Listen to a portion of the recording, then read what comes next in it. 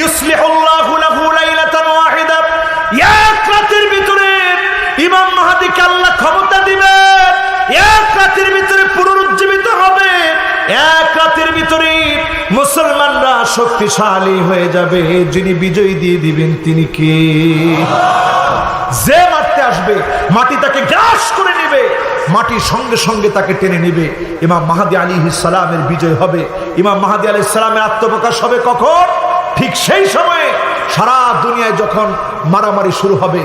এরপরে যখন হাজিরা হজের দিকে যাবে, হজে যাওয়ার পর হাজিদেরকে জবাই করা হবে। ইমাম মাহদী আলাইহিস সালাম মদিনাতুল মুনাওয়ারা থেকে মাকামে ইব্রাহিম, যেই ভিডিও আপনারা এখন দেখেন অথবা যারা গিয়েছেন দেখেছেন, ওই মাকাম ইব্রাহিমের সামনে ইমাম মাহদী দাঁড়াবেন। কপালটা থাকবে আজলাল জাবিহা, বড় কপালওয়ালা। নাকটা থাকবে খারাপ, খুব সাদাও হবেন না, কালাও হবেন না, মাঝারি কালার হবে। লোকেরা দেখি বুঝবেন ইনি ইমাম মাহদী। লোকেরা বলবে আপনি কি ইমাম মাহদী? এই মুহূর্তে আমাদেরকে বায়াত দেন, না হলে আপনার গর্দানের মধ্যে আঘাত করব। বায়াত না নিয়ে এক চুল নড়ব না। বলেন আল্লাহু আকবার। এমন ইমাম, দীপ্ত ইমান মুসলমানদের জেগে উঠবে ইমাম মাহদী আলাইহিস সালাম। ঠিক সেই মুহূর্তে লোকদেরকে বায়াত দিবেন। আর এই বায়াত দেওয়া 6 বছর পরে আসবে দাজ্জাল। 6 বছর পরে যে দাজ্জাল আসবে, এর আগেই আল্লাহ পাক সারা পৃথিবীকে মুসলমানের নেতৃত্বে ভরপুর নিয়ামত দিয়ে ভরপুর করবেন। ঠিক 6 বছর পরে দাজ্জাল আসবে। অথচ দাজ্জালের গোষ্ঠী আজ ঘোষণা করছে দাজ্জালের সঙ্গে তাদের দেখা হয়ে গেছে। জোরে কর নাউজুবিল্লাহ। দাজ্জালের আলামত বলে দিই, মামসুহুল আইন, একটা চোখ তার মুসা থাকবে। এর জন্য তাকে মাসিহুদ দাজ্জাল বলে। 2 জন মাসিহ আসবে। একজন হচ্ছে মাসিহ ইবনে মারিয়াম, ঈসা আলাইহিস সালাম। উনাকে মাসিহ বলা হয় কেন? কারণ উনি হাত দিয়ে স্পর্শ করে দিলে মানুষ ভালো হয়ে যেতেন। চোখে দেখে না এমন লোক চোখে দেখতো, সুবহানাল্লাহ। ডবল রোগী সুস্থ হয়ে যেত, এজন্য উনাকে মাসিহ বলা হয়। আর দাজ্জালকে মাসিহ বলা হয় কেন? কারণ তার একটা চোখ মুসা থাকবে। এই দাজ্জাল আসবে পৃথিবীতে, এমন অবস্থা হবে যেই দুর্ভিক্ষের কথা বলা হচ্ছে, দুর্ভিক্ষ এমন ভয়াবহ হবে। দাজ্জাল যখন আসবে, রিজিক গুলা দাজ্জালের পিছনে পিছনে ছুটবে। 40 দিন পৃথিবীতে থাকবে। এই 40 দিন এমন অবস্থা হবে, সারা দুনিয়া দাজ্জাল ভ্রমণ করবে। দাজ্জালের পিছনে পিছনে রিজিক গুলা ছুটবে। দাজ্জাল যখন যাবে যেখান দিয়ে রিজিক গুলা চলবে, মা তখন চিৎকার করে বলবে, আল্লাহ, ছোট্ট বাচ্চার ক্ষুধা লেগেছে, ক্ষুধাটা নিবারণ করে দেন। সুবহানাল্লাহ, আলহামদুলিল্লাহ, আল্লাহু আকবার।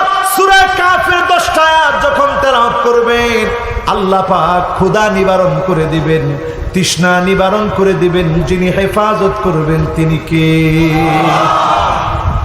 আমার ভাইরা, দাজ্জাল যখন আসবে, ইমাম মাহদী আলাইহিস সালামের পরে সেই সময়ের আলামত এতটা ভয়াবহ হবে।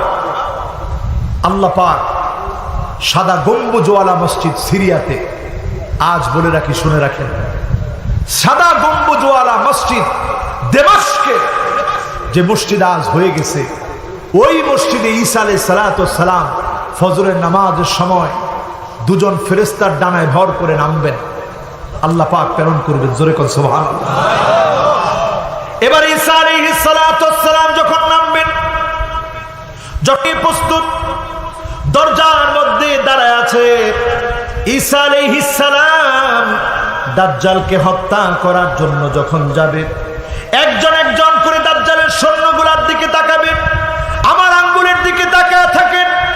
ঠিক যেমনি করে একটা গ্লাস নিয়ে গ্লাসের ভিতরে পানির মধ্যে লবণ ছেড়ে দিলে লবণটা যেমন নিচে পড়ার আগেই শেষ হয়ে যায়, শুধুমাত্র ঈসা আলাইহিস সালাম দাজ্জালের এক একটা সৈন্য বাহিনীর দিকে তাকাবেন, লবণের মতো যিনি গলায় শেষ করে দিবেন তিনি কি?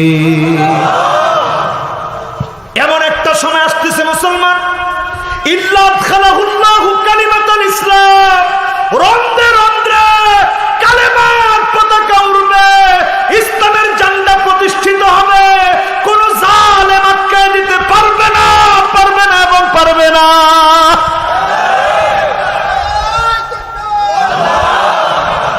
মানে সময়টা কত সন্নিকটে হিসাব করেন।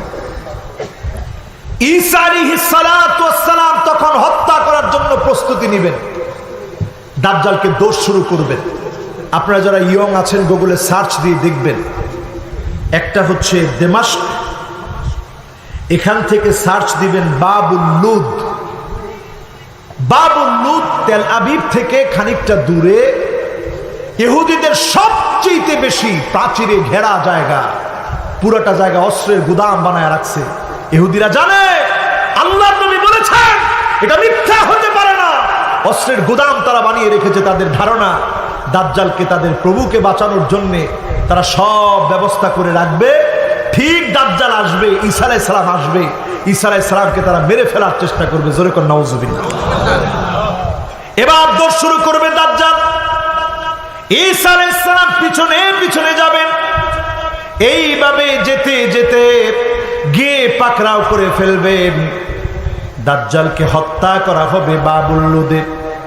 বিশাল প্রাচীর দিয়ে আটকায় রেখেছে। আজ সময় পেলে দেখবেন এমন একটা সময় আসবে, একটা পাথর পর্যন্ত বলবে ও মুসলমান অস্ত্র ফেলে দিও না, এখানে ইহুদি আছে, ফাকতুলহু, তার গর্দানটা উড়ায় দাও। বলেন আল্লাহু আকবার। শুধু একটা গাছ বলবে না, গাছটার নাম গরকাত। কি নাম? আমি ওয়ার্ল্ডের বহু দেশে গিয়েছি, এই গরকাত গাছ কেউ লাগায় না, কিন্তু যেখানে ইহুদি আছে, ইহুদিরা সব তাদের আশেপাশে বাড়ি ঘর ইবাদতখানা সব জায়গায় তারা এই গরকত গাছ লাগায় রাখে। কারণ তারা জানে এই সময়টা আসবে, ঠিক এই সময়টা আসবে, এই সময়টাতে আবার মুসলমানরা গর্জে উঠবে। ঠিক কিনা বলে? এরপরে আসুন আমার ভাইয়েরা, দাজ্জালকে হত্যা করা হলো। ইমাম মাহদী আলাইহিস সালাম দুনিয়া থেকে কিছুদিন পরে বিদায় নেবেন। এই পৃথিবীটা ঈসা আলাইহিস সালাতু ওয়াস সালাম 40টা বছরের এমন এক পৃথিবী পাবে, যেই পৃথিবীতে ন্যায় ইনসাফ প্রতিষ্ঠিত হয়ে যাবে। সারা দুনিয়াতে এমন ইনসাফ প্রতিষ্ঠিত হবে, কেউ কোনো অপরিচিত নারীর দিকে তাকাবে না। এমন পৃথিবী আবার আসবে, সারা দুনিয়া শান্তিময় হয়ে যাবে। ঠিক সেই সময়ে ইয়াজুজ ওয়া মাজুজ সারা পৃথিবী ব্যাপী আবার বিপর্যয় শুরু করবে। ঈসা আলাইহিস সালাম দোয়া করবে, তাদের বগলের নিচে গুটিকার মতো যখন গোটা উঠবে, প্রচন্ড ব্যথা হবে, যন্ত্রণা হবে। ইয়াজুজ মাজুজ যখন মারা যাবে, আল্লাহ পাক বড় বড় পাখিগুলো পাঠায় দিবেন। আল্লাহ রাব্বুল আলামিন বৃষ্টি দিবেন, 40 দিনে একটানা বৃষ্টি হবে। দুর্গন্ধগুলা মুছে যাবে, সবগুলো নিশ্চিহ্ন হয়ে যাবে, মুমিনরা থাকবে। ঈসা আলাইহিস সালাম যখন দুনিয়া থেকে বিদায় নেবেন, এরপরে এমন সময় আসবে মুমিনরা কিছুদিন ভালো থাকবেন।